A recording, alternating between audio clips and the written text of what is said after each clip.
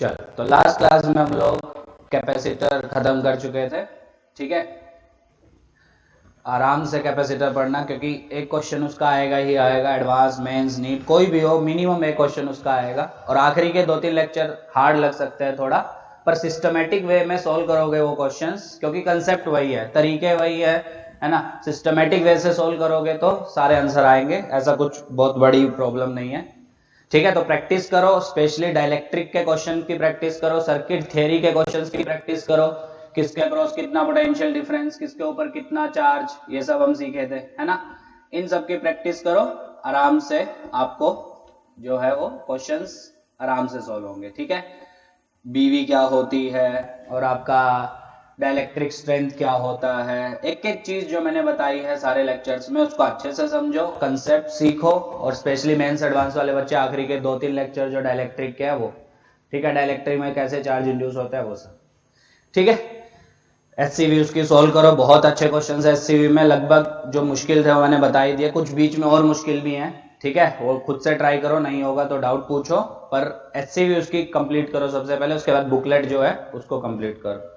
ठीक है, तो अब स्टार्ट करते हैं नया चैप्टर, ग्रेविटेशन। ठीक, 6 से 7 लेक्चर जाएगा, प्लान आप लोगों को दिया उसके अकॉर्डिंग चलेगा। ठीक, तो ग्रेविटेशन में बेसिकली अगर हम देखें क्या क्या पढ़ने जा रहे हैं ग्रेविटेशन में, तो सबसे पहले हम लोग पढ़ेंगे ग्रेविटेशनल फोर्स के बारे में, सेकंड हम पढ़ेंगे ग्रेविटेशनल फील्ड के बारे में, ये दोनों चीजें आज ही कर लेंगे। ठीक है, क्योंकि इसके मैं डेरिवेशन नहीं करवाने जा रहा हूँ, सेम डेरिवेशन है जो इलेक्ट्रोस्टैटिक्स में पढ़ी थी। क्या फर्क है वो मैं थोड़ी देर में आपको बता दूंगा। थर्ड जो है वो हम पढ़ेंगे एक्सीलरेशन ड्यू टू ग्रेविटी, छोटा जी, जो हम आज तक लेते आए हैं, वेट में mg जो g लेते हैं वो, उसका वेरिएशन। ठीक है, हाइट पे जाने पे क्या होता है। ठीक है, अभी अगर हम मैकेनिक्स की प्रॉब्लम्स देखें, अगर आपने नोटिस की होगी, तो अगर हम 1-2-10 किलोमीटर तक भी जाते हैं तब भी हम जी पे उतना फर्क नहीं मानते हैं। ठीक है, जी हम 9.80 लेके सोल्व करते हैं, पर एक्चुअल में जब भी हम अर्थ के सरफेस से कुछ हाइट ऊपर कुछ डेप्थ नीचे जाते हैं तो जी की वैल्यू आपकी चेंज होती है। वही सब हम पढ़ेंगे लेक्चर नंबर 2 में। फिर उसके बाद फोर्थ आता है आपका gravitational potential and potential energy. इस पे ज्यादा टाइम नहीं जाएगा, पर मैंने एक लेक्चर दिया है इसको, क्योंकि इसके क्वेश्चंस आते हैं आपके एग्जाम में। ठीक है, और ये सेम वैसे ही है जैसे हमने इलेक्ट्रोस्टैटिक में पढ़ा था, electrostatic potential and electrostatic potential energy. ठीक है, फिफ्थ है आपका एस्केप वेलोसिटी, ये भी इंपॉर्टेंट है, इस पे क्वेश्चन जनरली पूछता है। सिक्स्थ आपका आता है सैटेलाइट्स, सैटेलाइट्स का मोशन हम देखेंगे क्या होता है, कोई भी सैटेलाइट का टाइम पीरियड क्या होता है, सैटेलाइट बनता कैसे है, वो सब। और फिर उसके बाद लास्ट टॉपिक हमारा बचता है Kepler's law, very very important, मतलब इससे क्वेश्चन जनरली पूरे चैप्टर में इससे क्वेश्चन आता है जनरली। ठीक है, इनसे भी आ सकता है, पर जनरली इससे क्वेश्चन आता है केपलर्स लॉ से। ठीक है, पिछले 3-4 साल से तो मेंस नीट दोनों में सिर्फ केपलर्स लॉ से क्वेश्चन पूछ रहा है वो। ठीक है, पर ऐसा नहीं है वो इंपॉर्टेंट नहीं है, सब इंपॉर्टेंट है, पर सबसे ज्यादा इंपॉर्टेंट है Kepler's law of planetary motion, मतलब प्लैनेट जो सन के अराउंड मोशन करते हैं उसके ऊपर उन्होंने 3 रूल बनाए थे, 3 लॉ बनाए थे, वो हमको पढ़ने हैं। ठीक है, तो ये है चैप्टर का आउटलाइन, ऐसे हमको चैप्टर पढ़ना है। तो आज हम करेंगे फोर्स और फील्ड, दोनों आज ही खत्म करेंगे। ठीक है, क्योंकि इलेक्ट्रोस्टैटिक्स में हम इस पे मिला के 3-4 लेक्चर लगा चुके हैं, कूलम फोर्स, ठीक है, इलेक्ट्रिक फील्ड, वो सब। पर यहाँ पे ग्रेविटेशनल फील्ड है, फर्क कुछ भी नहीं है, सारे के सारे फॉर्मूले वही हैं, बस चीजें रिप्लेस हो जाएंगी और थोड़े से आपकी डायरेक्शंस बदलेंगी, वो कैसे होंगी वो अभी हम देखेंगे। ठीक है, तो बेसिकली अगर हम बात करें ग्रेविटेशन की, तो जैसे इलेक्ट्रोस्टैटिक्स में हमने पढ़ा था the force acting between 2 point charges, ऐसे ही ग्रेविटेशन में हम पढ़ते हैं the force acting between 2 point masses. ठीक है, वो कितना होता है, that is called Newton's law of gravitation.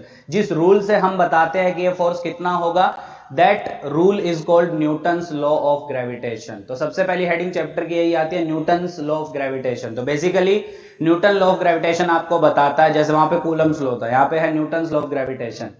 ठीक है, तो न्यूटन लॉ बेसिकली आपको बताता है कि कोई भी 2 पॉइंट मासेस अगर रखे हैं, एक का मास m1 एक का मास m2, तो उनके बीच में लगने वाला फोर्स कितना होता है, किधर लगता है, किस नेचर का होता है, वो सब हम पढ़ेंगे। जैसे उसमें हमने पढ़ा था, याद करो, अगर दोनों चार्जेस का नेचर सेम है, the force will be repulsive in nature, k q1 q2 by distance का square. If the nature of both the charges is opposite, एक प्लस है एक माइनस है, then the force acting will be attractive in nature. पढ़े थे सब, same हम पढ़ेंगे यहाँ पे। बस यहाँ पे एक चीज आपको समझ में आती है, मासेस नेगेटिव कभी नहीं हो सकते, ठीक है। तो ग्रेविटेशनल फोर्स में केवल एक ही डायरेक्शन होती है, force acting between the two masses, that is attractive in nature, ठीक है। कूलम फोर्स में जो एक्ट करता था उसमें दो डायरेक्शन हो सकती थी, अट्रैक्टिव भी और रिपल्सिव भी, पर gravitational force acting between two point masses that is always attractive in nature. ये मेजर डिफरेंस है इन दोनों में, ठीक है। स्टार्ट करें। तो ये आउटलाइन है आपकी, इसको नोट करना चाहे नोट कर लो, इसी ऑर्डर में हम चलेंगे। तो आज ये कंप्लीट करेंगे, फिर ये थर्ड लेक्चर में ये, फिर फोर्थ में ये सब आपको मैंने प्लान में पहले ही दे दिया। तो 6 या 7 लेक्चर लग रहे हैं, देख लेना, तो उसमें हम खत्म करेंगे। और हाँ, एक क्वेश्चन पक्का आएगा, इसका फिक्स है, एक क्वेश्चन आना, नीट हो चाहे मेंस हो, एक क्वेश्चन आएगा। छोटा सा चैप्टर है, एकदम आसान चैप्टर है, चाहे एडवांस, एडवांस में भी मुश्किल क्वेश्चन नहीं बनते इसके, पर हाँ एडवांस में थोड़े कंसेप्ट अलग होते हैं जो नीट वालों को पढ़ने की जरूरत नहीं है, वो भी मैं बता दूंगा कि कौन से उनको पढ़ने हैं, कौन से उनको छोड़ने हैं, ठीक है। चलो करें स्टार्ट। तो ग्रेविटेशन में बेसिकली सबसे पहले आता है न्यूटन्स लॉ ऑफ ग्रेविटेशन। आज का लेक्चर थोड़ा सा तेज जाएगा क्योंकि ये सब चीजें आप पहले से पढ़ चुके हैं, ठीक है। न्यूटन्स लॉ ऑफ ग्रेविटेशन, तो बेसिकली क्या देता है ये न्यूटन्स लॉ ऑफ ग्रेविटेशन? आपको देता है the force acting between two point masses. अच्छा हाँ, एक चीज का ध्यान दो, अभी मैं बता देता हूं। जैसे मैंने कैपेसिटर में सर्किट थ्योरी जल्दी जल्दी कराई थी, और मैंने बताया था कि ऐसा नहीं है कि सर्किट थ्योरी के क्वेश्चन नहीं आते, बहुत आते हैं, इवन करंट इलेक्ट्रिसिटी से भी ज्यादा आते हैं आपके, पर मैंने उतने नहीं कराए थे क्योंकि मैं करंट में डिटेल में करा चुका था वो। सेम चीज मैं यहां पे करूंगा इलेक्ट्रिक ग्रेविटेशनल फोर्स और ग्रेविटेशनल फील्ड के साथ। जैसे हमने वहां पे इलेक्ट्रिक फील्ड निकालनी सीखी थी, याद है, बहुत सारे डिस्ट्रीब्यूशन की वजह से, एक रिंग की वजह से, याद आया, एक डिस्क की वजह से, एक इनफाइनाइट लाइन चार्ज की वजह से। सेम चीजें हम यहाँ पे भी पढ़ेंगे, पर मैं डेरिवेशन नहीं करवाने जा रहा, ठीक है। बस चीजें रिप्लेस होगी, वहां पे जो k था 1/4πε वो यहाँ पे कैपिटल G से रिप्लेस होगा, वहां पे जो चार्ज था वो यहाँ पे मास से रिप्लेस हो जाएगा, बाकी सेम चीजें हैं आपकी। पर ये नहीं है कि आपको क्वेश्चन नहीं करना है, क्वेश्चन में होमवर्क दूंगा, वो होमवर्क आपको सोल्व करके मुझे भेजना है, ताकि मुझे भी समझ में आए कि आप लोगों को समझ में आ रहा है, समझ रहे हो। अगर नहीं आएगा तब मैं वापस से डिटेल में करा दूंगा, पर मुझे नहीं लगता वो करवाने की जरूरत है, क्योंकि वो टाइम पास होगा, क्योंकि आप इलेक्ट्रोस्टैटिक्स बहुत अच्छे से कर चुके हैं। सेम चीजें, बस चीजें रिप्लेस होंगी आपकी, कंसेप्ट वही है। एक छोटा सा एलिमेंट लो, उसकी वजह से फील्ड निकालो, इंटीग्रेट मारो लिमिट के साथ, तो आ जाएगी। सेम यहाँ पे भी है, ठीक है। चलो धीरे धीरे फील आ जाएगा आप लोगों को। चलो देखो, अगर ये मास है आपका m1 and this is your m2 and they are separated by a distance suppose r, then the force acting between these point masses is given by g m1 m2 by distance का square. अभी मैं सिर्फ magnitude की बात कर रहा हूं, कितना होगा g m1 m2 divided by distance का स्क्वायर, ठीक है। Where g is called universal gravitational constant.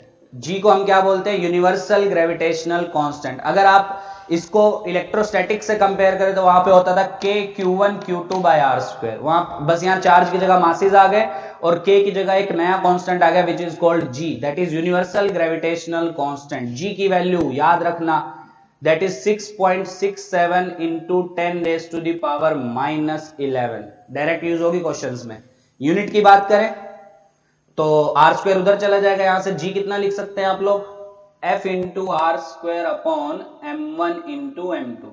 बिल्कुल, यूनिट बताओ कैसे लिखोगे? F force that is in newton, R distance that is in metre, so that will be metre square, mass kg that will be per kg square. So unit of g is newton metre square per kg square, ठीक है। अब आपको सुनने में वो लगेगा कि ऐसे क्वेश्चन भी आते हैं, पर जिस साल मैंने एग्जामिनेशन दिया था 2013 में, उस साल उसने जी की डायमेंशंस पूछी थी। अब इससे आसान क्या पूछेगा?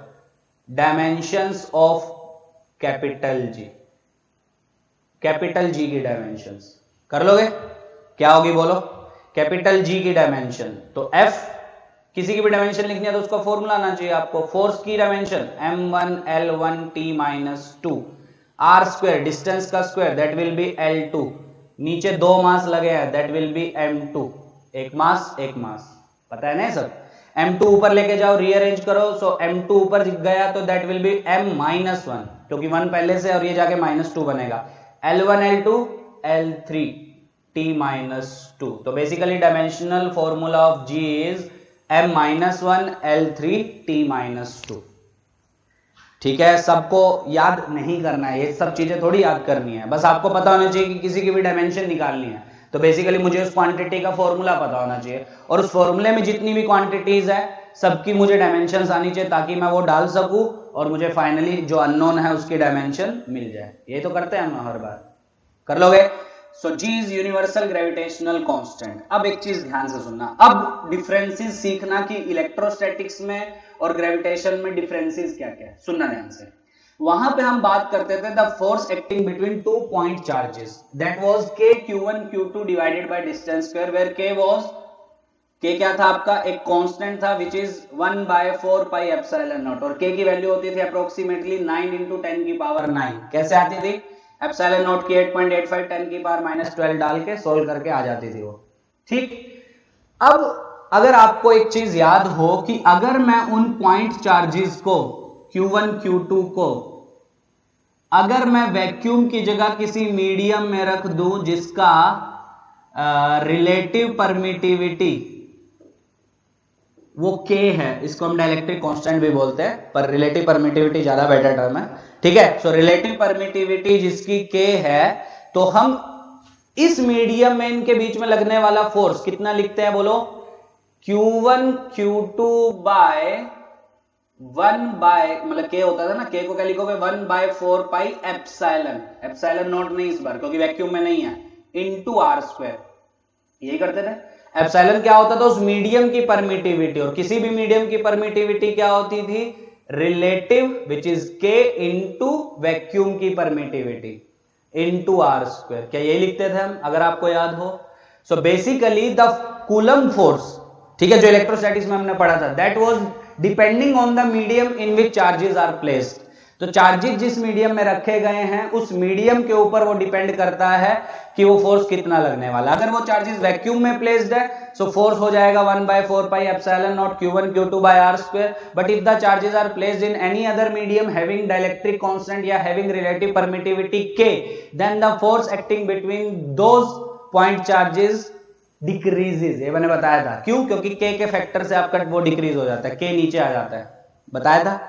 अब आते हैं ग्रेविटेशन के ऊपर। ग्रेविटेशन में मासेस चाहे आपके वैक्यूम में हो, चाहे वाटर में हो, चाहे किसी भी मीडियम में हो, the force acting between these point masses is independent of the medium. चाहे वो वैक्यूम में हो तब भी F फोर्स लगेगा, अगर उनको आप वाटर में ले जाओ सेम दूरी पे रखो तब भी F फोर्स लगेगा, किसी और मीडियम में ले जाओ तब भी F फोर्स लगेगा, बिकॉज मासेस तो आप चेंज नहीं कर रहे, दोनों के बीच में डिस्टेंस आप चेंज नहीं कर रहे। G, क्योंकि वहां पे K चेंज होता था मीडियम चेंज होने के साथ, यहां पे G चेंज होता है क्या? नहीं। G is universal gravitational constant, universal है वो, समझ रहे? ये मेजर डिफरेंस है दोनों में। वो जो फोर्स था वो आपका मीडियम पे डिपेंड करता था, मीडियम चेंज होने पे फोर्स चेंज होता था K के फैक्टर से, पर ये जो फोर्स है that is independent of medium. Masses चाहे एयर में हो, चाहे पानी में हो, चाहे किसी भी मीडियम में हो, फोर्स विल रिमेन सेम। आधे बच्चे इसमें गलती करते हैं, क्वेश्चन पूछता है उसमें, ठीक है, कि इनको वाटर में ले गए जिसका k इतना है, तो बच्चे क्या करते हैं 1/k टाइम्स फोर्स करके आ जाते हैं। नहीं, अगर मासेस के बीच में फोर्स पूछा है, ठीक है, that force will be independent of the medium, because m1 m2 आप चेंज नहीं कर रहे। हाँ, वो अलग बात है कि पानी में ले जाने के बाद ये मास आपने डबल कर दिया या डिस्टेंस आपने चेंज कर दिया, तब तो ऑब्वियसली फोर्स चेंज होगा आपका, पर keeping the masses same, keeping the distance between them same, if you are changing the medium then there will be no effect on the force. ये ध्यान देना, फोर्स पे कोई भी फर्क नहीं पड़ेगा, बिकॉज G लगा है, G is universal gravitational constant, ठीक है, वो हर जगह सेम होगा। और दूसरी चीज, बच्चे लोग लास्ट तक कंफ्यूज होते हैं, ये G और एक G हम कल के लेक्चर में पढ़ेंगे, दोनों अलग अलग हैं। एक कैपिटल G है दूसरा आपका स्मॉल जी है जो आज तक हम फिजिक्स में पढ़ते आए हैं, which is called acceleration due to gravity, and capital G is universal gravitational constant which is constant. ठीक है, उसका हाइट डेप्थ इस सब से कोई लेना देना नहीं है, पर जो छोटा जी है उसका हाइट डेप्थ से लेना देना, वो वेरी करता है आपका। ओके, तो कैपिटल जी की वैल्यू याद रखना सब लोग, डायरेक्टली यूज होगी न्यूमेरिकल्स में। तो मेजर डिफरेंस समझ में आ गया। तो मैं यहाँ पे ग्रेविटेशनल फोर्स की 4-5 कैरेक्टरिस्टिक्स लिख रहा हूं, ठीक है, आपको वो अपनी नोटबुक में लिखनी है। तो फर्स्ट इज, सबसे पहला, it is a central force, no doubt ये एक सेंट्रल फोर्स है आपका। सेंट्रल फोर्स मतलब पता है ना, मतलब ये उस लाइन के अलोंग एक्ट करता है जो लाइन इन दोनों के सेंटर्स को ज्वाइन कर रही है। ठीक है, मतलब ये वाली लाइन। ठीक, second, it is always attractive in nature. इसमें आपको देखना ही नहीं है मासेस पॉजिटिव है या नेगेटिव, नेगेटिव मास होता ही नहीं है ना कुछ, वहां पे आपको देखना पड़ता था दोनों चार्जेस का नेचर ऑपोजिट है या सेम है। सेम है तो रिपल्सिव होता था, ऑपोजिट नेचर है तो अट्रैक्टिव होता है। यहाँ ऐसा कुछ फंडा ही नहीं है, यहाँ हमेशा आंख बंद करके आप फोर्स को क्या लिख सकते हो, अट्रैक्टिव। तो force acting between 2 point masses is always attractive in nature. Attractive का मतलब पता है ना, अभी मैं डायग्राम बनाऊंगा। So it is basically always attractive in nature.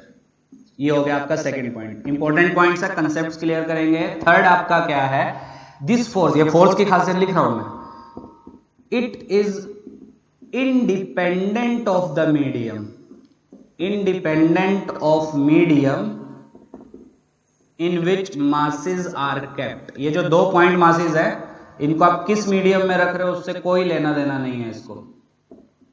ठीक है, ठीक है, ठीक है नहीं, ठीक है। So basically it is independent of the medium in which masses are kept. वो वैक्यूम में हो, वाटर में हो, किसी ऑयल में हो, कहीं भी हो, कोई फर्क नहीं पड़ेगा, ये फोर्स आपका अनचेंज रहेगा। दिख रहा है ना सबको? चल अट्रैक्टिव की हम बात करते हैं, जी वगैरह सब लिख लिए। डायमेंशंस अगर मैं नहीं भी बताऊं, खुद से आनी चाहिए आपको, यूनिट भी खुद से आनी चाहिए, क्योंकि फॉर्मूला आपको पता है कौन सा यूज होगा, और शायद ये यूनिट डायमेंशन में बहुत डिटेल में पढ़े थे इसका। ठीक है, चलो अब बात करते हैं कि अट्रैक्टिव फोर्स का मतलब क्या होता है। सो बेसिकली जब भी हम इन दोनों के बीच में लगने वाले फोर्स को देखेंगे, तो मान लो इसके ऊपर मैं बात कर रहा हूं, सेकंड मास के ऊपर, तो सेकंड मास के ऊपर फर्स्ट मास अपना फोर्स लगाएगा इस तरफ, अट्रैक्टिव, अपनी तरफ खींचेगा। Let's say it is F21, F21 is force on 2 due to 1। Similarly अगर हम 1 के ऊपर लगने वाले फोर्स की बात करें due to 2, that will be attractive. ये सब let's say it is F12, force on 1 due to 2। अरे है तो याद करो, हमने वहां पे vector form of Coulomb's law पढ़ा था, क्या सेम यहां पे होगी? समझ में आ रहा है? सेम क्या होगी? Vector form in case of Newton's law of gravitation. कर लोगे सॉल्व? ये R माना था हमने, ये वेक्टर R12 कैप लिया था, यूनिट वेक्टर ये लिया था R21 कैप, तो क्या वहां से एक चीज प्रूव होती है, F12 vector is equal to minus of F21 vector. So basically force on 1 due to 2 that will be negative of force on 2 due to 1। Obvious सी बात है, अगर 1 के ऊपर 2 ऐसा लगा रहा है अपनी तरफ, तो 2 के ऊपर 1 भी अपनी तरफ लगाएगा, तो दोनों का क्या होगा? डायरेक्शन ऑपोजिट होगा। अगर एक प्लस आई में है, दूसरा आपका किस में होगा? माइनस आई में। पढ़े थे? ठीक है, अच्छा अब ये जो फोर्स एक्ट कर रहा है वेक्टर फॉर्म में अगर आपको लिखना है तो लिख लोगे। कैसे लिखोगे? सपोज ये R वेक्टर है आपका, तो F21 को क्या लिखोगे बोलो? F21 वेक्टर विल बी, ध्यान से अब सुनना, मैंने ये डायरेक्शन कौन सी ली है? ये तो चलो R हो गया, ये डायरेक्शन मैंने लिया R12 वेक्टर की। ठीक है, वेक्टर फ्रॉम 1 to 2 ऐसा राइट में। तो F21 क्या लिखूंगा? फोर्स ऑन 2 ड्यू टू 1 इस साइड है, that will be minus Gm1 m2 by R12 का क्यूब इनटू R12 वेक्टर। क्या बता रहे हैं? समझ में आ रहा है? अच्छा, आधे बोलेंगे सर नीचे क्यूब कैसे हो गया? अगर आपको वेक्टर फॉर्म याद है तो आपको समझ में आ जाएगा क्यूब कैसे हो गया।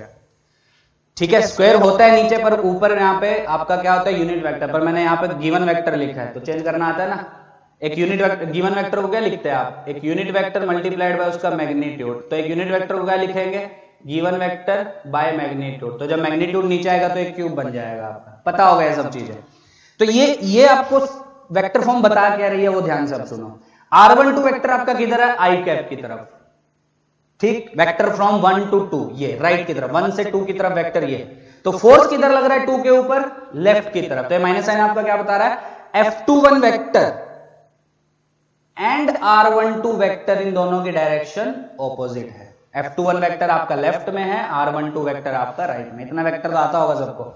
सिमिलरली अगर मैं ये वाला लूं R21 वेक्टर, ठीक है, वेक्टर फ्रॉम 2 to 1 ये, तो F12 को क्या लिखोगे, so F12 vector will be equal to, बोलो, minus GM1 M2 by R21 का cube into R21 vector.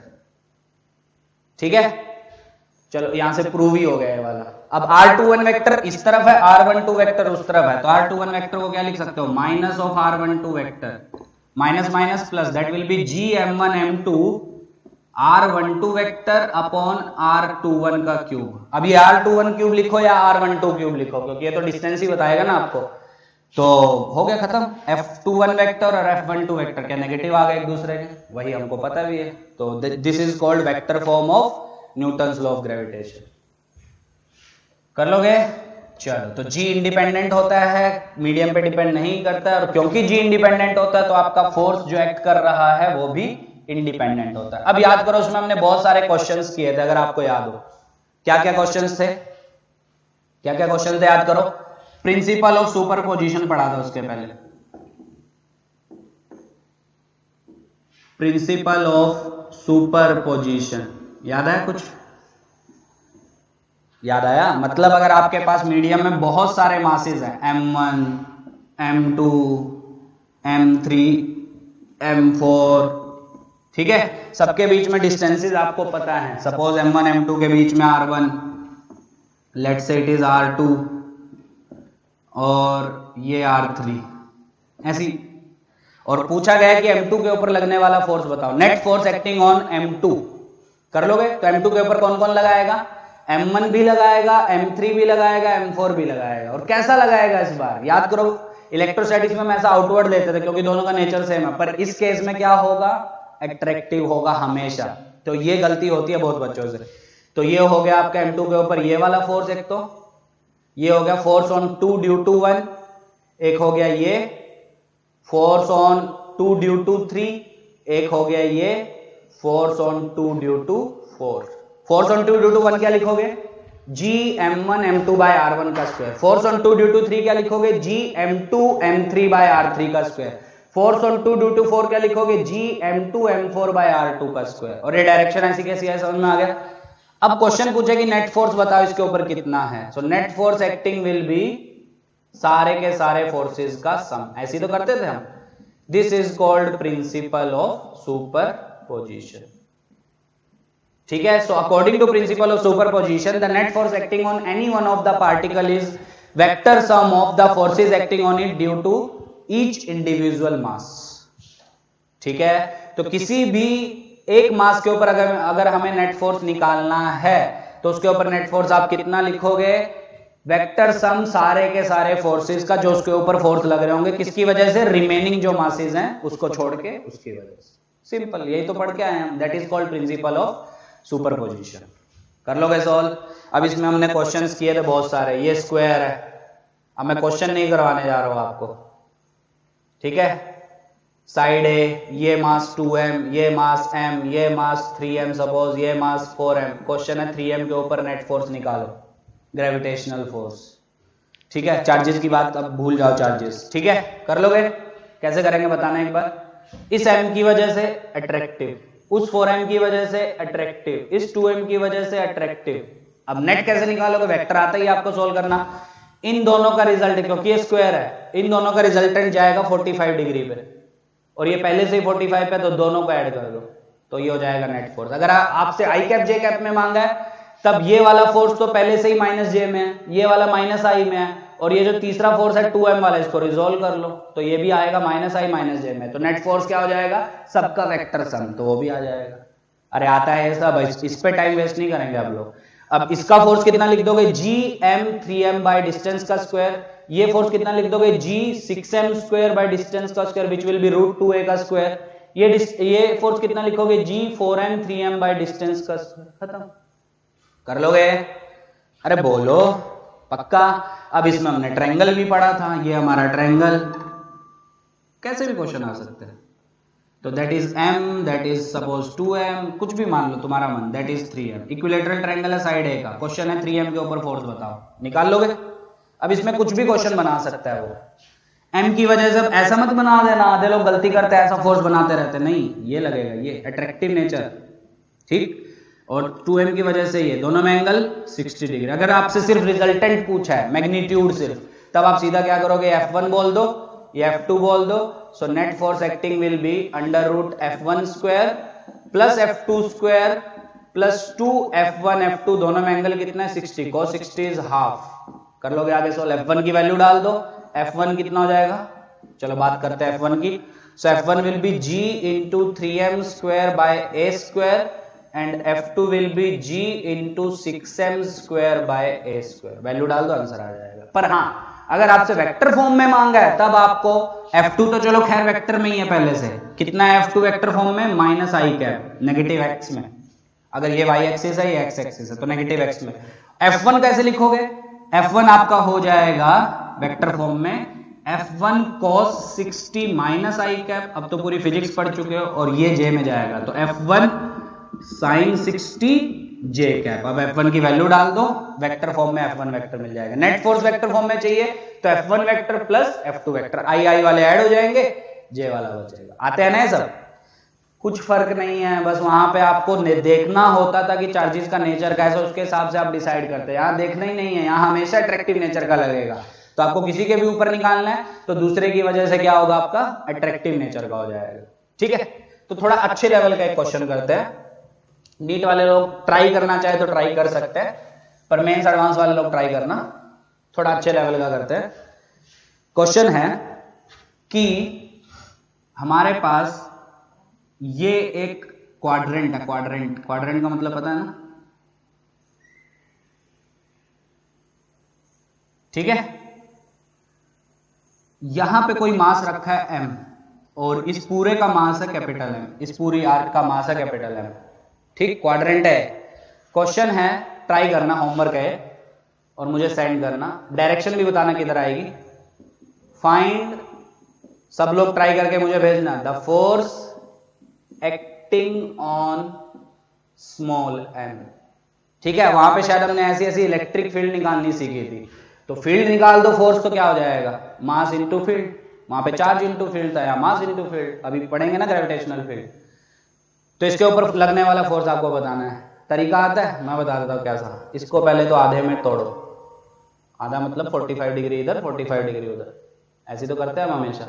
Semi circle हमने पढ़ा था, वहां पे याद करो, सेमी सर्कल हमने पढ़ा था, सेमी सर्कल में हम ऐसा y एक्सिस या x एक्सिस ऐसा आधे में, हमेशा आधे में तोड़ते हैं हम, ठीक है। तो हमने एक एलिमेंट लिया था, उसकी वजह से देखा था, उसका भाई मिलता है इस साइड, ठीक है, कोई तो उनके कंपोनेंट कैंसिल हो जाते हैं, कोई कंपोनेंट उनका ऐड हो जाता है, ऐसे तो करते थे हम लोग। सेम यहाँ पे भी आपको करना है, तो आधे में तोड़ो, 45 इधर 45 उधर। अब यहाँ पे एक एलिमेंट लेना, अब इसका मास कैसे लिखोगे वो आपके ऊपर है, ये लिखना, इसकी वजह से सेम पे ऊपर फोर्स ऐसा हमेशा अट्रैक्टिव होगा, ध्यान देना।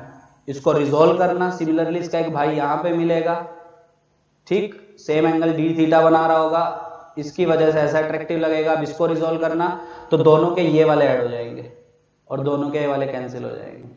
अब नेट फोर्स बचेगा इस तरफ। अब वो कैसे करोगे, डीएम कैसे निकालोगे ऊपर वाला, वो आपके ऊपर है। तो ये होमवर्क है, आपको करके आना है, find the force acting on small m, और मुझे सेंड करना है ये सोल्व करके, ठीक है। क्वेश्चन उतने ही बनते हैं जितने आपके कूलम्स लॉ में थे, कि ट्राइंगल के 3 वर्टिसेस पे दे दिए, पेंटागन दे दिया, हेक्सागन दे दिया, कंसेप्ट वही है, ठीक है। एक की वजह से फोर्स निकालो, दूसरे की वजह से निकालो, सबको ऐड कर दो वेक्टर फॉर्म में, नेट फोर्स आ जाएगा, ठीक।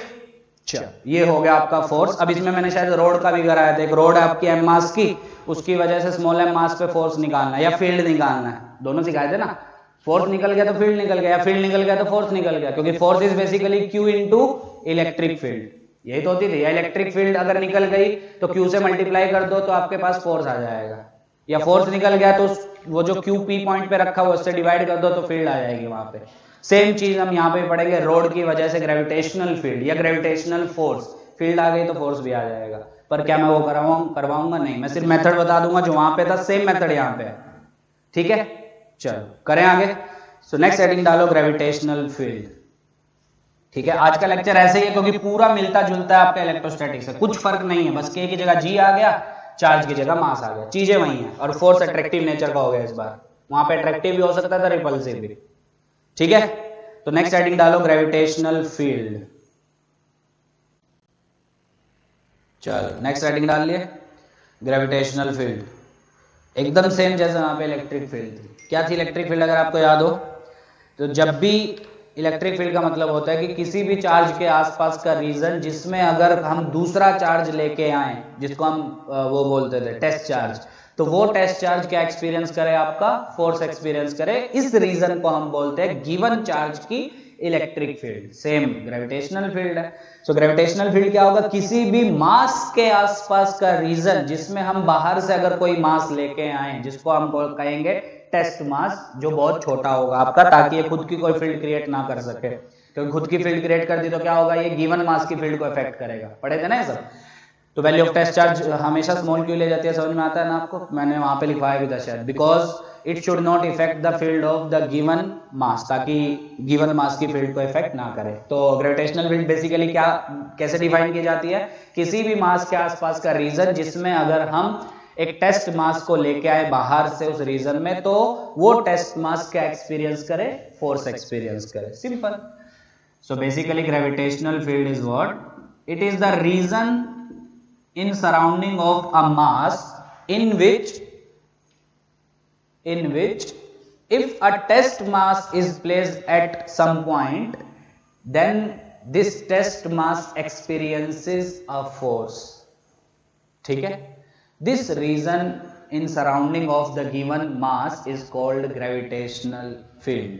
ठीक है, जैसे सपोज ये हमारा m मास है, ये इसके आसपास का रीजन है, ठीक है, इसमें अगर हम बाहर से एक टेस्ट मास को लेके आए और यहां प्लेस कर दिया सपोज, ठीक है, टेस्ट मास m नोट से डिनोट करते हैं, दोनों के बीच में डिस्टेंस है सपोज x, ठीक। तो अगर ये टेस्ट मास एक फोर्स एक्सपीरियंस कर रहा है, इस टेस्ट मास की वैल्यू बहुत स्मॉल है, तो फोर्स किधर एक्सपीरियंस करेगा, इस तरफ, F। कितना फोर्स होगा बोलो, अट्रैक्टिव होगा, पता है ना, this force will be g m naught by distance का square which is x square. ठीक है, अब ध्यान से सुनो, x क्या मैंने लिया है, ये वाला डिस्टेंस दोनों के बीच में। अब gravitational field at this point P कैसे डिफाइन की जाएगी, the force experienced divided by test mass. Same वहां पे टेस्ट चार्ज था आपका, कर दो divide, that will be g m by x square. मतलब m मास से x दूरी पे अगर हमें फील्ड निकालनी है, m मास से x दूरी पे अगर फील्ड निकालनी है, so that field will be, magnitude की बात कर रहा हूं सिर्फ, that field will be g m by x square. वहां पे क्या था, k q by distance square, यहाँ पे है g m by distance square, simple.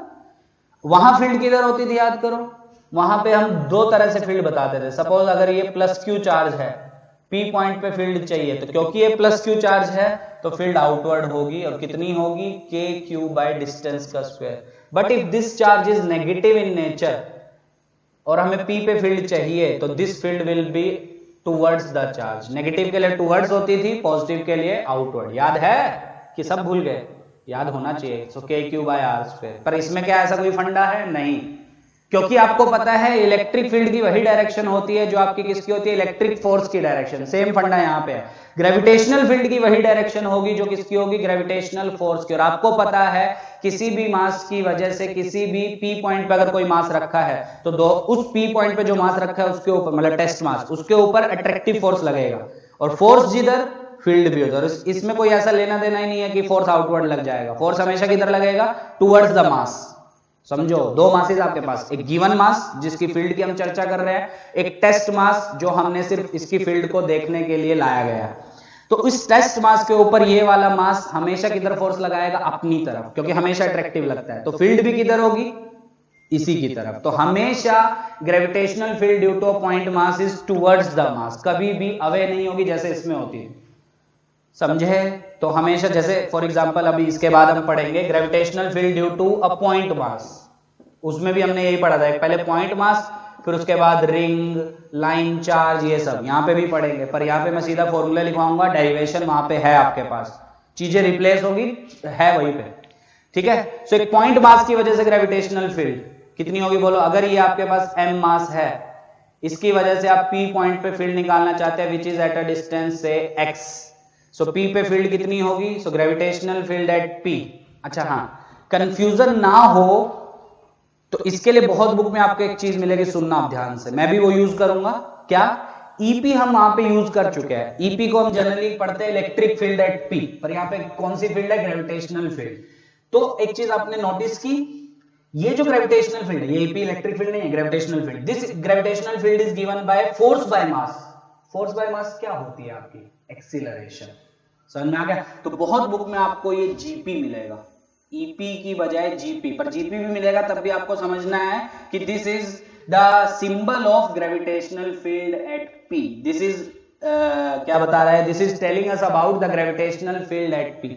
GP लिखो, ईपी लिखो, कोई फर्क नहीं पड़ता, ईपी लिखना है ईपी लिख लो, बस कंफ्यूजन ना हो, क्योंकि ईपी हमने यूज किया था वहां पे which was electric field at P, तो यहाँ पे बोल दिया गया जीपी, ठीक है। ई को हम स्मॉल जी से कल वो करेंगे, क्या बोलते हैं, कंपेयर करेंगे कि ई और जी आपका सेम होता है, क्योंकि ई भी बेसिकली क्या, फोर्स बाय मास, ठीक है, विच इज एक्सीलरेशन, उसको हम स्मॉल जी लिख सकते हैं, वो हम कल पढ़ेंगे जब हम वेरिएशन इन जी पढ़ेंगे, ठीक है। अभी के लिए ईपी बोलना चाहो ईपी बोल दो, बट ये है क्या, बस ये समझो, this is basically the gravitational field eight P.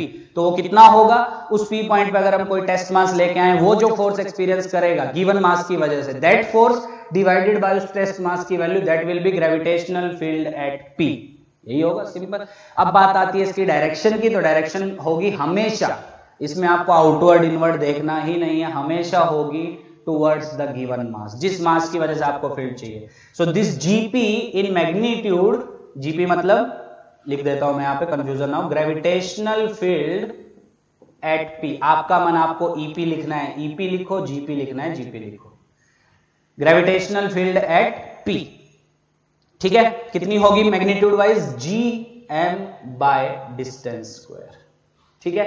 Vector form में ध्यान से सुनना, ध्यान से बहुत, ठीक है, गलती होने के चांसेस है। वेक्टर फॉर्म में इस जीपी को मैं लिखूंगा minus G M by x cube into x vector. ये माइनस क्यों लिखा वो समझ में आ रहा है, क्योंकि एक्स वेक्टर आपका है ये, this is your x vector, पर जो जीपी होगा that will be towards the mass, ये क्या दोनों की डायरेक्शन ऑपोजिट है, बिल्कुल। So this GP vector is negative of GM by x cube. X cube क्यों आ गया एक्स स्क्वायर की जगह, पता है ना, क्योंकि किसी भी वेक्टर को क्या लिखते हो आप, उसका magnitude which is GM by x square multiplied by कोई यूनिट वेक्टर, ठीक है। अब यूनिट वेक्टर क्या लिखा, गिवन वेक्टर बाय मैग्नीट्यूड, वो एक्स क्यूब बन जाता है आपका, ये सब मैं पढ़ा चुका हूं वहां पे, ठीक है। अब इसको अगर कंपेयर करो इलेक्ट्रिक फील्ड से यहाँ पे, सो ये इलेक्ट्रिक फील्ड हमने वहां पे लिखी थी, अगर आपको याद हो, के वेक्टर फॉर्म में बोल रहा हूं, q x vector upon x cube, minus sign नहीं था वहां पे, क्यों ऐसा,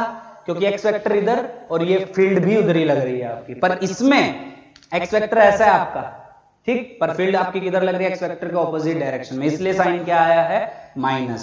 सो basically this minus sign is indicating that, it indicates that,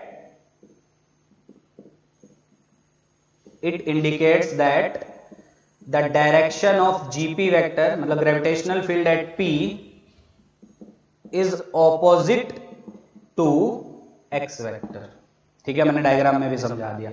पर इसकी जो डायरेक्शन होगी वो हमेशा किधर होगी आपकी, हमेशा टुवर्ड्स द मास होगी, ठीक है, अवे कभी नहीं होगी जैसे इसमें होती है, ठीक है। तो ये मेजर डिफरेंसेस आपके हो, पर चीजें वही हैं, फॉर्मूले वही हैं, बस डायरेक्शन आपकी चेंज हो गई है, ठीक है।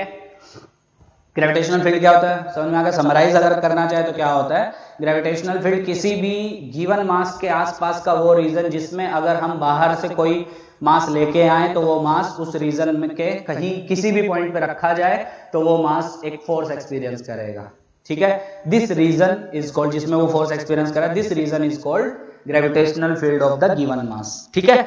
अब ग्रेविटेशनल फील्ड की को कैलकुलेट करने के लिए एक टर्म डिफाइन की जाती है, that is gravitational field strength, याद होगा वहां पे, या ग्रेविटेशनल फील्ड इंटेंसिटी, याद है, ये ग्रेविटेशनल फील्ड क्या होता है, ये तो रीजन हो गया आपका, पर किसी भी पॉइंट पे अगर आपको ग्रेविटेशनल फील्ड कितनी है वो बताना है, तब उसको बोला जाता है gravitational field intensity at that point या gravitational field strength at that point. So that gravitational field strength will be given by the force acting on the test mass which is placed at that point divided by the test mass. ठीक है, मतलब F उस P point पे जब रखा गया तो उस पे कितना फोर्स एक्ट कर रहा है गिवन मास की वजह से, that force divided by that test mass. ठीक है, तो वो कितना आ जाएगा gm by x square. So basically this gm by x square what it is telling the value of gravitational field या the strength of gravitational field of given m mass at point P. So due to a given mass if you want to find field strength at any point P, that field strength या magnitude of field at that point will be given by gm by distance का square, where m will be the given mass, x will be the distance of P point from the given mass. अब बात करते हैं direction की, क्योंकि एक vector quantity है force, gravitational force भी एक वेक्टर क्वांटिटी है, ग्रेविटेशनल फील्ड भी एक वेक्टर क्वांटिटी है. बात करें अगर हम डायरेक्शन की, direction will be always will be towards the मास, जिसकी वजह से आपको फील्ड चाहिए. चार्ज में थोड़ा अलग था, उसमें दो डायरेक्शन पॉसिबल होती थी depending on the nature of the charge. अगर चार्ज का नेचर पॉजिटिव है तो आपका बाहर की तरफ होती थी, चार्ज का नेचर अगर नेगेटिव है तो अंदर की तरफ होती थी. कोई समस्या? बात करते हैं अगर इसकी यूनिट की, तो because this is force by मास, तो यूनिट ऑफ ईपी या जीपी जो आपको अच्छा लगे, gravitational field eight P, GP लिखना चाहो जीपी लिख लो. ठीक है, कंफ्यूजन ना, इसलिए ईपी नहीं लिखा उसको. सो यूनिट ऑफ जीपी बोलो कितना, force by mass, that will be newton per kg. But force by mass acceleration होती है, आपको पता है, इसको हम रिलेट करेंगे कल फील आ जाएगा आपको. So this unit will be metre per second square. दोनों यूनिट पॉसिबल है, न्यूटन पर केजी, पर जनरली आपको न्यूटन पर केजी मिलेगी. ठीक है, मीटर पर सेकेंड स्क्वायर क्योंकि हम एक्सीलरेशन के लिए यूज करते हैं, छोटा जी के लिए यूज करेंगे वो. ठीक है, पर ग्रेविटेशनल फील्ड के लिए जनरली न्यूटन पर केजी, पर ऐसा नहीं है, गलत है, ये भी सही है. ठीक है, कोई समस्या? क्या होती है फील्ड अपने शब्दों में लिख लेना. ठीक है, टेस्ट मास छोटा होता है, ये सब मैं बता चुका उधर, बार बार लिखने की जरूरत नहीं है. और ये नहीं भी, ये पोर्शन लिखना भी नहीं चाहो तब भी कोई समस्या नहीं है, कोई बड़ी बात नहीं है. ठीक, अब ये लिखने के बाद, ये सब करने के बाद लिखो gravitational field due to a point mass. ये इंपॉर्टेंट है क्योंकि ये यूज होगा. एक पॉइंट मास की वजह से ग्रेविटेशनल फील्ड, वहां पे भी हमने इसी ऑर्डर में पढ़ा था. पहले इलेक्ट्रिक फील्ड को डिफाइन किया था, क्या होती है, टेस्ट मास क्या होता है वो डिफाइन किया था, छोटा क्यों होता है वो समझा था, यूनिट देखी थी, उसके बाद हमने देखा था पॉइंट चार्ज की वजह से इलेक्ट्रिक फील्ड. सेम यहाँ पे. ठीक है, gravitational field due to a point mass. So basically हमारे पास एक पॉइंट मास है m, इसकी वजह से हमको P पॉइंट पे क्या देखनी है, gravitational field which is at a distance x r, जो आपका मन करे. ठीक, तो मैग्नीट्यूड वाइज वो फील्ड कितनी होगी, gravitational field at P will be gm by distance का स्क्वायर, वहां पे था kq बाय डिस्टेंस का स्क्वायर. बात करें अगर डायरेक्शन की, तो वो होगी gp vector will be minus gm x vector by x cube. अब ये माइनस क्या बता रहा है आपको, it indicates that the direction of gp vector is opposite to x vector. ठीक है, थोड़ा सा अच्छा डायग्राम अगर मैं बनाऊं तो थोड़ा सा दूर बनाते हैं. तो ये m मास था आपका, ये p पॉइंट था आपका, दोनों में दूरी थी x. ठीक, सो एक x वेक्टर क्या हुआ आपका, x वेक्टर आपका हुआ गिवन मास से ये पॉइंट का ये वेक्टर. ठीक है, मैग्नीट्यूड कितना, डिस्टेंस के इक्वल, डायरेक्शन ये. ठीक, अब ईपी वेक्टर अगर हम इस पे देखें तो हमेशा किधर होगा, towards the mass, along the line joining towards the mass. EP या जीपी जो भी आपको बोलना है, जीपी वेक्टर. ठीक है, अब एक्स वेक्टर इधर, जीपी इधर, दोनों उल्टे हैं, एंटी पैरेलल है, तो इसलिए मैंने क्या लगाया, माइनस. मैग्नीट्यूड सिर्फ पूछे तब सीधा gm बाय x स्क्वायर, पर डायरेक्शन पूछे तब ये वाला. अब ये क्या इंडिकेट कर रहा है वो समझ में आ रहा है आपको, मतलब कुछ ऐसा, सपोज ये m मास है, इसकी वजह से आपको इस p पॉइंट पे फील्ड निकालनी है, तो फील्ड इधर होगी. ठीक है, सिंपल, समझ में आ गया, हमेशा टुवर्ड्स द मास होगी. कोई समस्या हो तो बताओ. पक्का? चलो आगे बढ़े. अच्छा, अगर आपसे ग्रेविटेशनल फील्ड की डायमेंशन पूछे, यूनिट तो चलो मैंने बता दी, डायमेंशन कर लोगे खुद से, ये सब मैं नहीं बता रहा हूं. फोर्स बाय मास, फोर्स क्या होगा, m1l1 t-2, मास m1 से m1 कैंसिल, l1 t-2. वैसे भी फोर्स बाय मास मतलब एक्सीलरेशन, तो एक्सीलरेशन की जो डायमेंशन वही ग्रेविटेशनल फील्ड की डायमेंशन. कर लोगे? अब याद करो, उसमें हमने बहुत सारे पढ़े थे. क्या? सिंपल. अब मैं बताने नहीं जा रहा हूं, मैं सिर्फ आपको याद दिला रहा हूं कि हमने ये सब पढ़ा था. सपोज ये m मास, ये 2m मास, ये 3m मास, ये सेंट्रोइड है। पूछ रहा सेंट्रोइड पे net electric field, sorry gravitational field बताओ। नेट कैसे? Principal of superposition. इसकी वजह से towards, let's say it is G1, इसकी वजह से towards, let's say it is G2, इसकी वजह से towards, let's say it is G3। तो नेट कितनी हो जाएगी? G net at P will B सबकी वजह से जो ग्रेविटेशनल फील्ड है उसका सम। पढ़े थे ना ये सब? अब ये कैसे निकालोगे? आता है ये सब, तो ज्योमेट्री लगा दो। G1 कितना होगा? G into mass divided by ये जो डिस्टेंस है इसका स्क्वायर। डिस्टेंस आता है निकालना, बचपन में पढ़े होगे, ठीक। सिमिलरली G2 कितना होगा? G इंटू 3m बाय ये डिस्टेंस का स्क्वायर। सिमिलरली G3 कितना होगा? G इंटू m बाय ये डिस्टेंस का स्क्वायर। ठीक है, अब सबको रिजोल्व कर दो। अगर उसने i j में मांगा है तो ये तो पहले से ही j में है, ठीक। ये वाला, अब ये एंगल आपको पता ही है ज्योमेट्री से, तो ये ऐसे रिजोल्व हो जाएगा माइनस j में माइनस i में, ये वाला प्लस i में और माइनस j में। अब ये वाले कैंसिल हो जाएंगे? नहीं होंगे, हाँ कैंसिल नहीं होंगे। क्यों? क्योंकि ये G1 G2 की मैग्नीट्यूड अलग अलग है। सेम होती तो कैंसिल हो जाते हैं आपके, पर ये कैंसिल नहीं होंगे। तो इन दोनों का नेट कुछ बचेगा, इन तीनों का नेट कहीं आएगा, तो नेट आपका मिल जाएगा। ये सब अब वेक्टर आता है आपको, 60-70% फिजिक्स पढ़ चुके हो, अब भी नहीं आता तो फिर कैसे काम चलेगा? कर लोगे सब? अब इसमें आपको स्क्वायर बना के दे सकता है, क्वेश्चंस मिलेंगे आपको, शीट में दूंगा अभी, धीरे धीरे उसको सोल्व करना क्लियर हो जाएगा, ठीक है।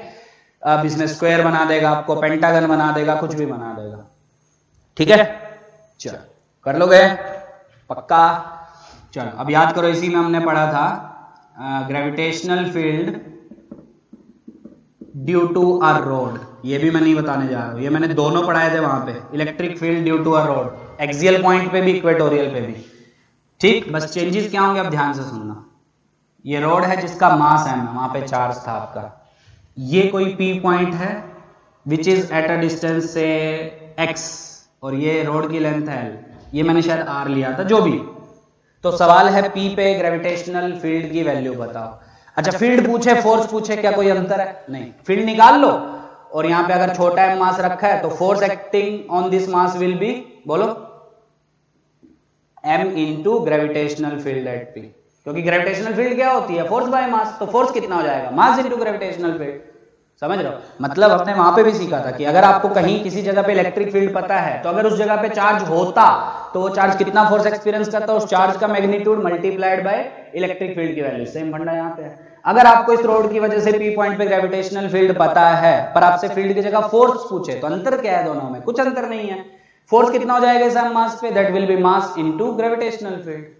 यही तो होगा। अब आपके ऊपर है वो ग्रेविटेशनल फील्ड कैसे निकालते हो। अब यहां पे ध्यान दो, यहां पे भी वो तीनों चीजें यूज होंगी, लैम्डा, सिग्मा, रो। लैम्डा क्या होगा? लीनियर चार्ज डेंसिटी था, यहां पे हो जाएगा linear mass density. Simple. That will be total mass by total length. वही चीज है। सिग्मा बोलो surface mass density, that will be total mass by total area. Rho will be volume mass density, जो हम जनरली लिखते हैं mass by volume. कर लोगे? अगर 3D पिक्चर है, स्फीयर वगैरह, तब रो यूज होगा। 2D है, डिस्क वगैरह, सिग्मा। 1D है, रोड, रिंग, तब लैम्डा यूज होगा। पता है ना सब? बस यहाँ पे मास बाय लेंथ हो जाएगा, वहां चार्ज बाय लेंथ था। वही हूबहू चीजें हैं। तो अब आपका होमवर्क है कि आपको इस रोड की वजह से P पॉइंट पे फील्ड निकालनी है। तरीका क्या मैं बता देता हूं आपको, थोड़ा याद करवाता हूं मैं। ये छोटा सा एलिमेंट पकड़ेंगे at a distance x from this P point, कितनी लेंथ का? dx का। अब आप निकालोगे इसकी वजह से P पॉइंट पे ग्रेविटेशनल फील्ड, छोटी सी फील्ड dg। बोलो dg कितनी होगी? dg आपकी कितनी होगी? This dg will be gm by x square. ठीक है, तो ये जो छोटी सी फील्ड P पॉइंट पे होगी वो कितनी होगी? g into dm by x का स्क्वायर। dm इस छोटे से का मास, जिसकी वजह से हम फील्ड निकालना चाहते हैं। वही चीजें हैं हूबहू। क्या dm निकाल लोगे? बिल्कुल। dm will be lambda into dx, और लैम्डा कितना? Total mass by total length. So this dg will be gm by l dx by x square. करवाई दिया मैंने। अच्छा, अब सवाल उठता है डायरेक्शन किधर होगी? मतलब इसकी वजह से जो छोटी सी फील्ड dg है, ये dg वेक्टर फॉर्म में अगर चाहिए मुझे तो किधर होगी, वैसे चाहिए नहीं पर पता होना चाहिए कि किधर होगी, नेट फील्ड की डायरेक्शन भी तो पता होनी चाहिए, वो किधर होगी, क्योंकि ये मास है आपका और हमेशा टुवर्ड्स मास फील्ड होती है। इलेक्ट्रिक में याद करो मैंने डायग्राम बनाया था, आउटवर्ड होती थी क्योंकि चार्ज पॉजिटिव चार्ज है तो आउटवर्ड लेते थे हम, पर ये क्या होगी आपकी dg वेक्टर फॉर्म में टुवर्ड्स, क्या सबके dg dg dg dg add हो जाएंगे, तो नेट फील्ड बोलो p पे कितनी होगी, gp vector is integration of dg, कर लोगे अब gm/l बाहर ले लो, अंदर dx/x², x की लिमिट एलिमेंट यहां से यहां तक जाएगा, सो r से लेके r तक सेम चीजें हैं, बस आंसर चेक करना सेम आएगा, बस वहां का q के यहाँ g से रिप्लेस हो जाएगा, q यहाँ m से, बाकी रिजल्ट सेम आएगा। और हाँ एक फर्क और आएगा डायरेक्शन में, वहां पे नेट डायरेक्शन p पे आउटवर्ड थी पर यहाँ पे इनवर्ड आएगी, समझिए। तो आज का लेक्चर एकदम बेसिक है, एकदम मिलता जुलता है उससे, इसलिए आज मैंने तेजी में दोनों चीजें पढ़ा दी, ठीक है। अभी क्वेश्चन मैं और बताऊंगा जो आपको करके मुझे सेंड करने हैं, ताकि मुझे लगे कि हाँ आपको आते हैं, आपको ग्रेविटेशन आता है तो आपको ये तो आता ही होगा, ठीक है। अब अगर मान लो इसमें फोर्स पूछ लेता फील्ड की जगह, तो फोर्स कितना होता, मान लो यहाँ पे m मास रख के पूछेगा फोर्स, ये क्वेश्चन आ चुका जेईई मेंस में, ये रोड दी थी m मास l लेंथ, तो यहाँ पे r दूरी पे एक छोटा m मास दिया था, पूछा था इसमें फोर्स बताओ, ठीक है। तो अब आप डायरेक्टली फोर्स वाले फॉर्मूले से भी करते हैं, छोटा सा एलिमेंट लो, सेम स्टेप, इसकी वजह से df छोटा सा फोर्स अट्रैक्टिव होगा, कितना होगा df, g इंटू ये मास इंटू ये मास, क्योंकि g m1 m2/x², तो ये मास साथ में चलता जाएगा, सेम लास्ट में बस m मास आ जाएगा, पता ही है वो मुझे। अब इक्वेटोरियल पे पूछेगा क्या, वो भी मैंने सीखा है, तो वो भी कर लेना, कर लोगे, चलो आगे बढ़े, चलिए आगे बढ़ते हैं। नेक्स्ट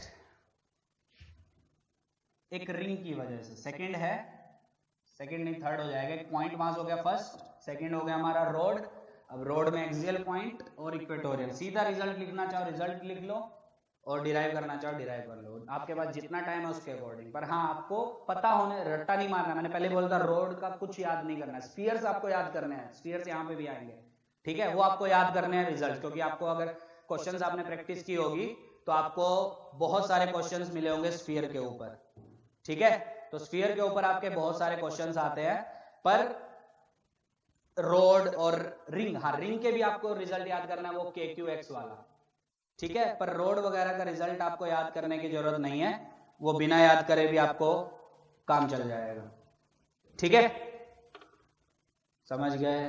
अब जल्दी मैं जा रहा हूं आज के लेक्चर में, क्योंकि ये सब हूबहू चीजें हम पहले पढ़ चुके हैं, बस फील लो थोड़ा सा अलग की डायरेक्शन यहाँ पे पहले से ही पता है हमको, अट्रैक्टिव होगी हमेशा, ठीक है, यहाँ पे k की जगह g आएगा, q की जगह मास आएगा, ये सब चीजें फंडे वही हैं, वही लैम्डा, वही सिग्मा, वही रो, सब कुछ वही, ठीक है। नेक्स्ट अगर याद हो हमको, थर्ड हमने पढ़ा था वहां पे, gravitational field due to a uniform ring, ठीक है, एक यूनिफॉर्म रिंग, और उसमें भी हमने दो पढ़े थे, एट द सेंटर, रिंग के सेंटर पे, मतलब अगर ये रिंग है जिसकी मास m है, पूरी रिंग है ये, ठीक है, जिसका मास कितना है आपका m, ये है उसका सेंटर p, तो p पे फील्ड कितनी होगी, gp will be equal to 0, क्योंकि सबके सब एक दूसरे को कैंसिल करते हैं, पढ़े थे सब। सेकंड हमने इसमें पढ़ा था एक्सियल पॉइंट पे, ठीक है, ये रिंग है आपकी, याद करो, ये m मास है इसका, ये रेडियस है इसकी r, ये आपका है p which is at a distance x, तो p पे फील्ड होगी gp will B gmx upon r² plus x² की पावर 3/2, वहां पे क्या था kqx/r² प्लस x² की पावर 3/2, यहाँ पे gmx/r² प्लस x² की पावर 3/2। हाँ एक फर्क है दोनों में, वहां पे याद करो आपने एक छोटा सा चार्ज एलिमेंट लिया था, उसकी वजह से p पे फील्ड आउटवर्ड थी, आउटवर्ड, ठीक है, उसका एक कंपोनेंट आया था इधर, एक आया था इधर, सिमिलरली नीचे लिया था आउटवर्ड, एक इधर एक ऊपर, ऊपर नीचे वाले कैंसिल हो गए थे और राइट वाले ऐड हो गए थे, नेट फील्ड राइट में आई थी आपकी, याद आया, पर यहाँ पे आएगी कैसे, देखो क्या प्रोसेस वही है, छोटा सा मास लेंगे यहाँ पे, इस मास की वैल्यू आपको आती है निकालनी, इसकी वजह से p पे फील्ड अट्रैक्ट, ये टुवर्ड्स द मास, यही तो फर्क है दोनों में, इलेक्ट्रिक फील्ड और इसमें। अब इसका एक कंपोनेंट आएगा इधर, एक आएगा ऊपर, बिल्कुल सही बात है। अब क्या इसी का एक भाई नीचे भी मिलेगा, उसकी वजह से पी पॉइंट पे, ये बनाना नहीं है मैं समझा रहा हूं, पी पॉइंट पे फील्ड होगी ऐसी अट्रैक्टिव टुवर्ड्स द मास। अब इसको रिजोल्व करोगे तो एक आएगा लेफ्ट में, एक आएगा नीचे, क्या ऊपर नीचे वाले कैंसिल, बिल्कुल लेफ्ट वाले ऐड, तो नेट फील्ड इस बार होगी ये टुवर्ड्स द सेंटर, ठीक है, उसमें थी अवे फ्रॉम द सेंटर, ये फर्क है, फॉर्मूला वही है KQX बाय मतलब GMX by R square plus X square by 3/2। अब शायद वहां पे मैंने एक और चीज पढ़ाई थी, ये फील्ड मैक्सिमम कहां होती है, शायद R/√2 पे कुछ, तो वो मैंने सिखाया भी था, सेम यहाँ पे भी है, क्वेश्चन आता है इसका कि ग्रेविटेशनल फील्ड मैक्सिमम कहां पे होगी, मतलब ये x दूरी कितनी होनी चाहिए ताकि ये फील्ड मैक्सिमम हो, तो डिफरेंशिएशन का हमने यूज किया था, कोई भी चीज मैक्सिमम मिनिमम तो उसका डिफरेंशिएशन 0 किया था, तो वहां से कुछ तो आया था R/2√2 या R/√2, मुझे रिजल्ट याद नहीं है, 2√2 था शायद, ठीक है, तो R/2√2 डाल के फील्ड मैक्सिमम होगी कितनी वो भी मैंने सिखाया था वहां पे, अजीब सा आंसर आ रहा था √3 और √2 में उसको, ठीक है, तो ये क्वेश्चन यहाँ पे भी वैलिड है, कर लोगे, पर फील्ड की डायरेक्शन यहाँ पे थोड़ी चेंज हो गई, ठीक, अरे आया, अच्छा, अब इसी में फिर वही फोर्थ अगर हम देखें, डिस्क विस्क की बात यहाँ पे नहीं होती है, ठीक है, सिर्फ रिंग, रोड, पॉइंट मास और स्फीयर्स, होलो और सॉलिड वो दोनों, और अगर आप लाइन की बात करना चाहो तो ये लाइन मास, ठीक है, लाइन मास अच्छी टर्म नहीं है, मतलब ये आपका ये इनफाइनाइट वायर है जिसका मास m है आपके पास, इसकी वजह से p पॉइंट पे ग्रेविटेशनल फील्ड, ठीक, तो किधर होगी, याद करो इलेक्ट्रिक फील्ड आउटवर्ड होती थी पर ग्रेविटेशनल फील्ड ऐसी होगी, कैसे समझ में आया है, फिर से वही, ये सेंटर, आप क्या करते थे, यहाँ पे एक एलिमेंट लेते थे, याद करो इस एलिमेंट की वजह से ये और ये दो कंपोनेंट आएंगे, सिमिलरली इसका एक भाई ऊपर, अगर ये y डिस्टेंस नीचे तो y डिस्टेंस ऊपर एक और मिलेगा, उसकी वजह से अट्रैक्टिव एक कंपोनेंट ये, एक ऊपर, ये वाले कैंसिल और नेट लेफ्ट वाले ऐड हो जाएंगे, फील्ड लेफ्ट में आएगी, कितनी आएगी वही same, so field at P will B 2k lambda by ये जो डिस्टेंस x है, सेम, पर होगी किधर, इधर, ठीक है, पर इसका यूज नहीं होगा, ग्रेविटेशनल फील्ड में हर चीज का यूज नहीं होता जो हमने इलेक्ट्रिक फील्ड में पढ़ा था, जो मेन यूज होता है वो मैं बता देता हूँ, रोड, वो मेंस एडवांस में यूज होगा रोड का, और रोड में भी हाँ वो भी आ सकता है कि आपका जो लैम्डा है वो वेरी कर रहा है डिस्टेंस x के साथ, तब आपको इंटीग्रेशन से पता है ना ये सब, हाँ, तो रोड, रिंग, एक्सियल पॉइंट भी, सेंटर भी, डिस्क यूज नहीं होगा, ये लाइन चार्ज बहुत रेयरली यूज होगा, और तीसरा यूज होगा रोड रिंग के अलावा स्फीयर्स, होलो स्फीयर की वजह से फील्ड ग्रेविटेशनल और सॉलिड स्फीयर की वजह से ग्रेविटेशनल फील्ड, सिर्फ इतने यूज होंगे, इसके अलावा आपके कोई यूज नहीं, पर अगर यूज हो भी गए क्या आप कर लोगे, क्योंकि आपको मेथड तो आता ही है, एलिमेंट लेना है, उसकी वजह से देखो फील्ड की डायरेक्शन रिजोल्व करो, ठीक है, और उसका एक भाई मिलेगा ऐसे ही, उसकी वजह से फील्ड कुछ कैंसिल हो जाएंगे, कुछ ऐड हो जाएंगे, और नेट इंटीग्रेशन मार देना प्रॉपर लिमिट के साथ, कर लोगे, इसमें लिमिट क्या आई थी याद करो, -∞ से +∞, ठीक है, ये सब मैं करवा चुका हूं उधर, तो आपके लिए जो होमवर्क है वो क्या है,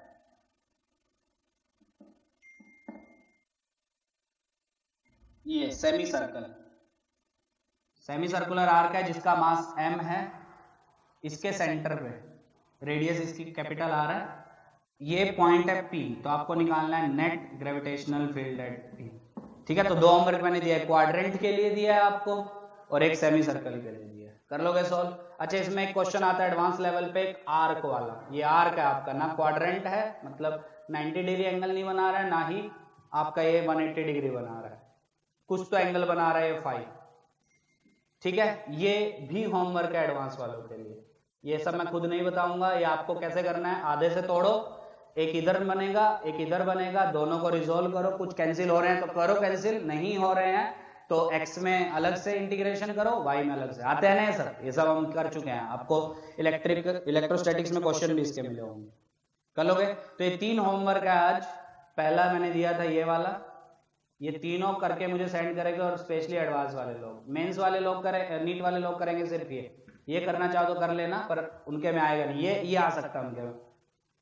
तो सेंटर पे फील्ड निकाल लो या फोर्स निकाल लो, आपकी इच्छा, टोटल मास m है, टोटल रेडियस r है, ठीक, ये भी टोटल मास m है, ये रेडियस r है आपकी, पर ये एंगल फाई बना रहा है, क्वाड्रेंट वगैरह नहीं है, ये सेमी सर्कल है आपका, ठीक है, तब सेंटर पे निकालनी है, क्वाड्रेंट है तब निकालनी है, और कोई आर्क है तब निकालनी है। तीनों मुझे सोल्व करके भेजना, ठीक है। और फील्ड आ गई तो फोर्स तो आ ही जाएगा। अगर इस पी पॉइंट पे कोई एम मास रखा है तो field multiplied by that M mass, वो फोर्स हो जाएगा। कर लोगे? चल ठीक, आज यहीं खत्म करें। तो आज यहीं करते हैं। अभी भी बचा आपका फील्ड थोड़ा सा, तो फील्ड में आपको करना है होलोस्फीयर और सॉलिड स्फीयर, वो आपका बचा हुआ, वो कल 10 मिनट में हो जाएगा। फिर उसके बाद जी का वेरिएशन हम स्टार्ट करेंगे, ठीक है। आज मैं इसलिए रोक रहा हूं क्योंकि आज भी खत्म हो जाता वो, पर इसलिए रोक रहा ताकि मुझे फीडबैक मिले कि आप खुद से कर लोगे कि नहीं कर लोगे, क्योंकि अगर खुद से नहीं कर पाओगे तो कल फिर 1-2 लेक्चर मुझे एक्सटेंड करना पड़ेगा। पर मैंने जो प्लान बनाया है उसमें मैंने सोच के बनाया है। वैसे ग्रेविटेशन को 10 से 12 दिन जाता है, पर मैंने 7 दिन में ही खत्म किया है, क्योंकि मुझे लगता है क्योंकि इलेक्ट्रोस्टैटिक्स आप पढ़ चुके हैं, सेम चीजें हैं, बस कुछ चीजें अलग है, वो मैं डिटेल में पढ़ाऊंगा। सैटेलाइट वगैरह वो अलग है, वो मैं डिटेल में बताऊंगा, ठीक है। पर जो हम पढ़ चुके हैं जैसे फील्ड फोर्स, ये एक लेक्चर में निपट जाना चाहिए, ठीक है। थोड़ा सा बच गया है 10-15 मिनट का, वो कल हो जाएगा। पर मुझे आज बता देना कि आप खुद से कर लोगे या नहीं कर पाओगे। चीजें वही हैं, कंसेप्ट्स वही हैं, वही इंटीग्रेशन करना है, वैसी लिमिट डालनी है, बस के की जगह जी, क्यू की जगह एम, बस वही चीजें हैं, फंडे वही है बस। हाँ, डायरेक्शन का मेजर डिफरेंस है, यहाँ डायरेक्शन हमेशा अट्रैक्टिव होगा, क्योंकि कभी भी आपसे वेक्टर फॉर्म में पूछ ले तो आप गलती कर सकते हो कि आप ऐसा बाहर की तरफ फील्ड की डायरेक्शन बना दो, नहीं, हमेशा अट्रैक्टिव होगी, क्योंकि हम यहाँ पे ग्रेविटेशन की बात कर रहे हैं, इलेक्ट्रोस्टैटिक्स की नहीं, ठीक। तो आज का लेक्चर यहीं पे, ये जो तीनों होमवर्क है सामने मैंने लिखे हैं, ये सोल्व करना और मुझे सेंड करना, तभी मुझे समझ में आ जाएगा आप कर लोगे कि नहीं। तो आंसर किसकी टर्म में आना चाहिए? ऑब्वियस सी बात है, M R phi, M R ये तो 90 ही है, पाई वाई में कुछ आएगा, इसमें भी पाई वाई में कुछ आएगा।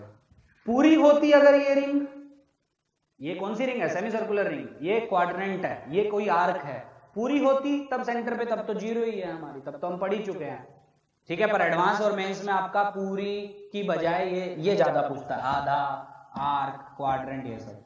नीट में सेमी सर्कल तक आपको टेस्ट सीरीज में मिलेगा, ठीक है। तो नीट वालों को सेमी सर्कल करना चाहो तो करो, क्वाड्रेंट करना चाहो करो, ये करने की जरूरत नहीं, क्योंकि इसमें इंटीग्रेशन अच्छा खासा लगेगा। ऐसे ही करना है इसको, आधे से तोड़ना है, कुछ इधर कुछ इधर, उसको रिजोल्व करो, डी थीटा लो, ठीक है, वो सब सोल्व कर लेना। उसका मास आपको लेना आना चाहिए, वो जो एलिमेंट आप लोगे उसका मास कितना होगा, total mass by total length into उसकी लेंथ छोटी सी जो आप dx लोगे, r d थीटा कर लेना, वो मैथ वाले लोग कर लेंगे, ठीक है।